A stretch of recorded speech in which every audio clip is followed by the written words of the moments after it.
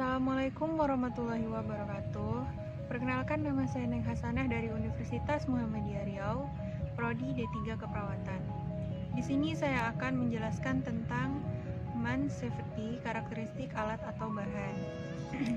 Keselamatan dan kesehatan kerja diartikan sebagai suatu ilmu pengetahuan dan penerapannya dalam upaya mencegah kecelakaan, kebakaran, peledakan, pencemaran penyakit, dan sebagainya.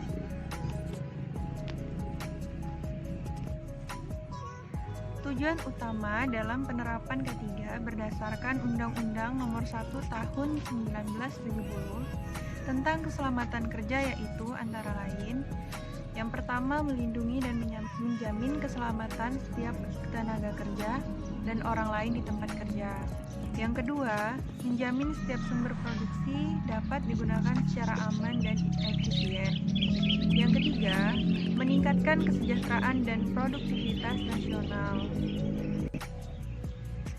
Selanjutnya yaitu faktor penyebab dan terjadinya kecelakaan kerja.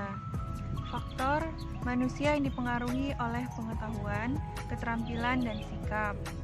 Selanjutnya, faktor material yang memiliki sifat dapat memunculkan kesehatan atau keselamatan pekerja. Yang selanjutnya, faktor sumber bahaya. Dan yang terakhir yaitu faktor yang dihadapi, misalnya kurangnya pemeliharaan atau perawatan mesin atau peralatan sehingga tidak bisa bekerja dengan sempurna. Kategori kecelakaan kerja. Yang pertama, kecelakaan industri atau industrial accident, yaitu kecelakaan yang terjadi di tempat kerja karena adanya sumber bahaya atau bahaya kerja. Yang kedua, kecelakaan dalam perjalanan atau community accident, yaitu kecelakaan yang terjadi di luar tempat kerja dalam kaitannya dengan adanya hubungan kerja. Analisis kecelakaan kerja berguna untuk mengetahui: 1. Penyebab kecelakaan kerja, yang kedua akibat kecelakaan kerja, dan yang ketiga langkah-langkah pencegahannya. Penyebab kecelakaan kerja ada dua, yaitu perbuatan berbahaya dan keadaan berbahaya. Terdapat beberapa penyakit akibat kerja atau PAK yang umum terjadi di tempat kerja. Berikut beberapa jenis yang digolongkan berdasarkan penyebab dari penyakit yang ada di tempat kerja. Yang pertama yaitu golongan fisik, adalah bising, radiasi, suhu ekstrim, tekanan udara, vibrasi, dan penerangan. Yang kedua, golongan kimiawi, yaitu semua bahan kimia dalam bentuk debu, uap, gas, larutan, dan kabut. Yang ketiga, golongan biologi, yaitu bakteri, virus, jamur, dan lain-lain. Dan yang terakhir, golongan fisiologi atau ergonomi, desain tempat kerja, dan beban kerja. Alat pelindung diri atau APD ada berbagai macam yang berguna untuk melindungi seseorang dalam melakukan pekerjaan yang fungsinya untuk mengisolasi tubuh tenaga kerja dari potensi bahaya di tempat kerja. Berdasarkan fungsinya, ada beberapa macam APD yang digunakan oleh tenaga kerja, antara lain yaitu alat pelindung kepala. Alat pelindung kepala ini digunakan untuk mencegah dan melindungi rambut terjerat oleh mesin yang berputar dan untuk melindungi kepala dari bahaya terbentur benda tajam atau keras, bahaya kejatuhan benda atau terpukul benda yang melayang, melindungi jatuhnya mikroorganisme, percikan bahaya kimia korosif, panas sinar matahari, dan lain-lain. Jenis alat pelindung kepala antara lain: yang pertama, topi pelindung, yaitu alat ini berfungsi untuk melindungi kepala dari benda keras yang jatuh. Benturan kepala, terjatuh dan terkena arus listrik. Topi 1-3 pelindung,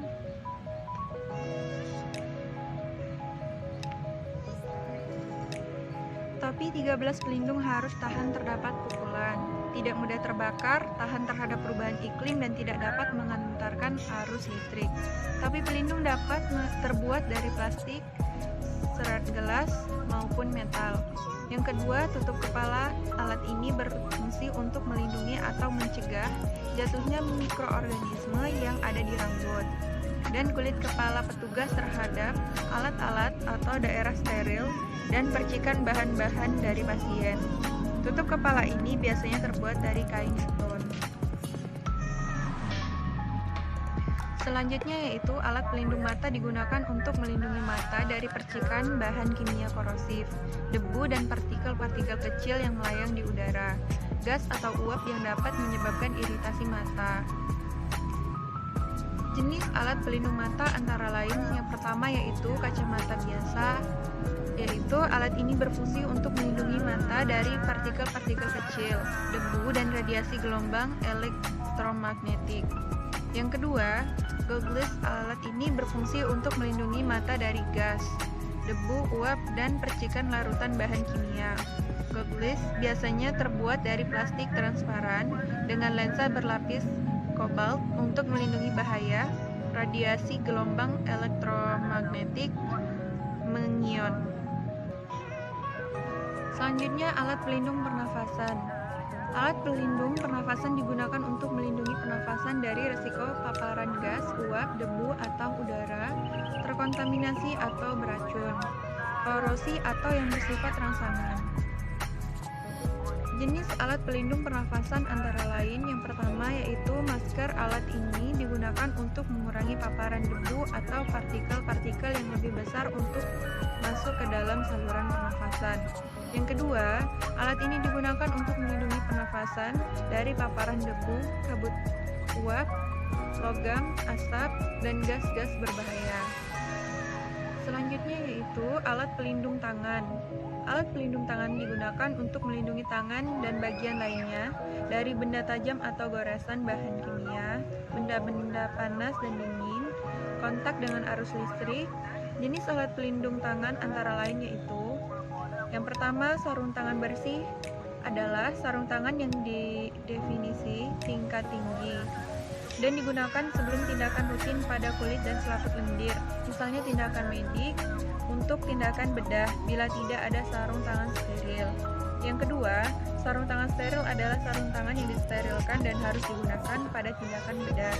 Bila tidak tersedia sarung tangan steril baru, dapat digunakan sarung tangan yang didefinisikan tingkat tinggi.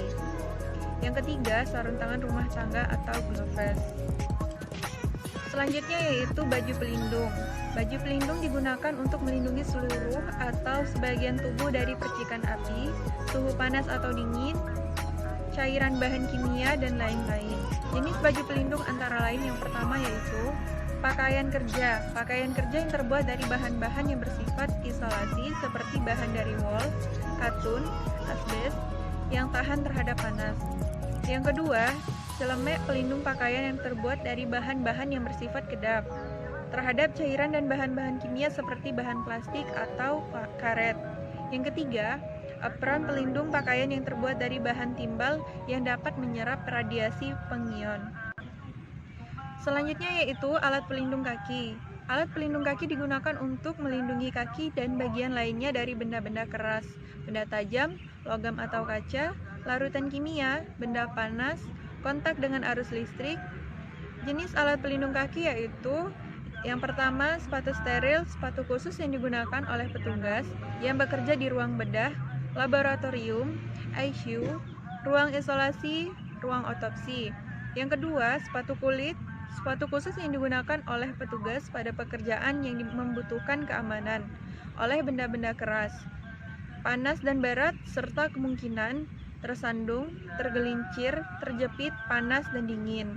Yang ketiga, sepatu boots, yaitu sepatu khusus yang digunakan oleh petugas pada pekerjaan yang membutuhkan keamanan oleh zat kimia korosif, bahan-bahan yang dapat menimbulkan dermatitis dan listrik. Sekian presentasi dari saya, lebih dan kurangnya mohon maaf. Semoga bermanfaat. Assalamualaikum warahmatullahi wabarakatuh.